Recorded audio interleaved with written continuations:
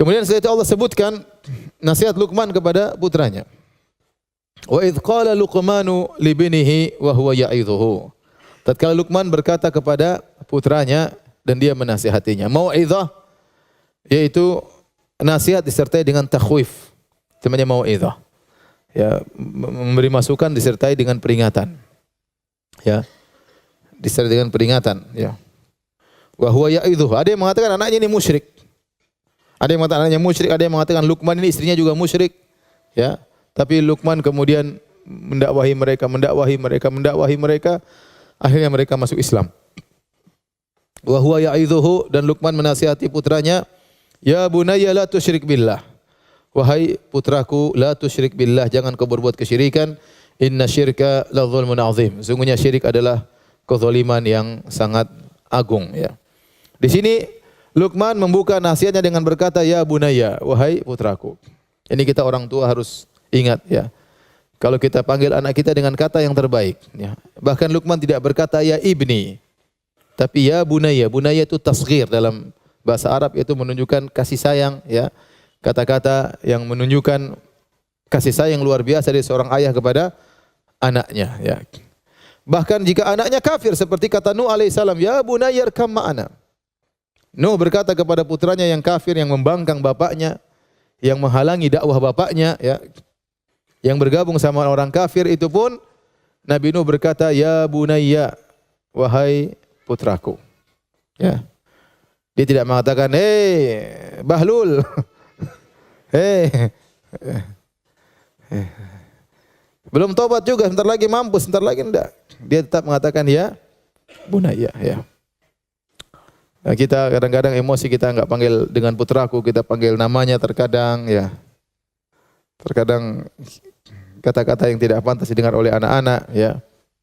Maka tetap kita jaga. Ingat, para ulama mengatakan anaknya ini musyrik. Anaknya siapa? Luqman. Ya, sama seperti Nuh berkata kepada putranya, ya bunayya, wahai putraku, wahai ananda, ya, ya. Wahai buah hatiku, ya, seperti itulah. Bagaimana kalau anak kita tidak musyrik? Hanya sekedar suka main game online. Ini tidak syirik tapi menjengkelkan. Kita panggil baik, ngobrol baik-baik sama dia, putraku ini gini. Kamu mau besar gimana? Main game terus kerjanya, ya. Yang nonton YouTube yang dinonton kayak begini, ya. Ngomong baik-baik, ya. Tapi intinya anak-anak harus sadar bahwasanya kita nasihat itu karena sayang. Kita khawatir tentang masa depannya, ya. Bukan untuk kita sudah jadi orang, ya. Anak-anak belum tahu bagaimana mereka di kemudian hari. Baik, kita ingatkan bahwasanya kita nasihat ini demi engkau di masa depan, ya. Bahwasanya kita sayang sama dia. Maka gunakan kata-kata yang menunjukkan kita sayang kepadanya. Ya bunayya, wahai putraku, ya. Ya. Ibu juga demikian, ibu-ibu, ya. Nasihat sama anak pelan-pelan. Jangan dengan kata-kata yang kasar. Abi, anakmu ini, Bi. Anak kita bersama itu. Lahir dari perutmu, wahai istriku. Itu hasil kerja sama kita berdua. Kadang seorang suami marah bilang, ini anakmu tuh ambil. Seibu bilang, anakmu, gimana? Kita bareng-bareng, ya. Jadi tunjukkan bahwasanya anak itu kan penting gimana? Kalau kita marah sama dia harus tahu dia salah. Jangan kita hanya sekedar marah-marah, kita ngomel-ngomel, dia tidak sadar kalau dia salah. Dia harus sadar bahwasanya kita marah sama dia karena kita sayang sama dia. Misalnya dia main HP, kita panggil, nah ini kan enggak bagus. Nah, ngomel bagus. Orang yang main game terus jadi orang main game online tiap hari, kemudian jadi orang berhasil, jadi menteri, ya. Jadi yang lain, ya tentu tidak, ya. Kalau dia tahu dari ini tidak baik, ya sudah. Baru kita ambil meskipun dia marah, yang jelas dia tahu bahwasanya kita melarang keburukan darinya, misalnya. Wa huwa ya'idhuhu, dan Luqman terus menasihati anaknya sampai dia pun masuk Islam. Ya bunayya la tusyrik billah, wahai putraku jangan kau berbuat syirik kepada Allah. Ini nasihat yang paling utama. Ya, menanamkan tauhid kepada anak-anak kita. Ya. Ini yang lebih utama daripada yang lainnya. Tauhid, ya. Bahwasanya Allah harus diagungkan. Meminta hanya kepada Allah, bertawakal kepada Allah, serahkan urusanmu kepada Allah. Sering kita bilang gitu, ya nak, berdoa sama Allah, nak. Serahkan urusanmu kepada Allah. Ya, semuanya mudah kalau Allah berkehendak. Kau minta kepada Allah. Sering kita gantungkan urusan mereka dengan siapa? dengan Allah. Dia bilang tenang, nanti bapak yang ngurus. Tenang. Tenang. Bapak tinggal telepon selesai misalnya. Tenang, Abi jenderal, jangan khawatir. Bapakmu jenderal nak, jangan khawatir. Ya. Jadi kita akhirnya melupakan dia kepada Allah. Kita membuat dia bertawakal kepada kita. Dan itu kurang bagus. Sehingga dia bertawakal kepada bapaknya, bersandar kepada bapaknya, bersandar kepada kekayaan harta bapaknya dan yang lainnya. Maka seorang menanamkan tauhid, nilai-nilai tauhid kepada anaknya ya. Bahwasanya mintalah kepada Allah. Bapak akan membantu. Tapi kau minta kepada Allah. Abi akan usahakan. Tapi kau berdoa kepada Allah Subhanahu wa taala.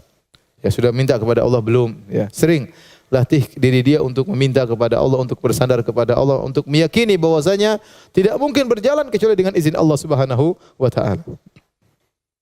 Ingatkan dia tentang ketergantungan kepada selain Allah. Orang-orang ketergantungan kepada mayat-mayat, kepada wali-wali, ya. Kepada benda-benda mati, ya. Pada para nabi, ini semua kesyirikan.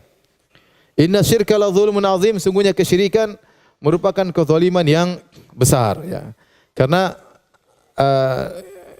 adil dalam bahasa Arab, al-adil adalah wad'u syai' fi mawdhi'ihi. Keadilan dalam bahasa Arab maknanya meletakkan sesuatu pada tempatnya. Adapun kesyirikan lawan dari adil zalim. Lawan daripada adil zalim. Adil meletakkan sesuatu pada tempatnya, syirik atau zalim meletakkan sesuatu tidak pada tempatnya. Dan kezaliman yang paling zalim syirik. Kenapa? Karena sangat tidak pada tempatnya. Yang menciptakan alam semesta Allah Subhanahu wa taala, yang menciptakan kamu Allah Subhanahu wa taala, yang menyediakan sarana dan prasarana Allah, yang berikan rizki, berikan kau nafas setiap hari. Bumi yang kau pijak milik Allah, udara yang kau hirup milik Allah Subhanahu wa taala. Allah membuat engkau membuka matamu setiap hari untuk bisa melihat. Ya, kemudian kau berminta kepada makhluk semisalmu atau lebih parah darimu, mayat-mayat yang sudah tidak bisa bergerak. Ya. Atau minta kepada pohon, kepada batu. Maka ini adalah sangat tidak pada tempatnya. Maka disebut dengan kezaliman yang parah. Ya. Maka disebut zulmun azim, kezaliman yang sangat besar. Kenapa? Karena sangat tidak pada tempatnya syirik itu. Ya. Dan tauhid adalah a'dalul adl, keadilan yang paling adil. Meletakkan satu pada tempatnya. Nah, karena Tuhan Allah yang menciptakan kita, yang memudahkan segalanya, harusnya yang kita ibadih hanyalah Allah Subhanahu wa taala.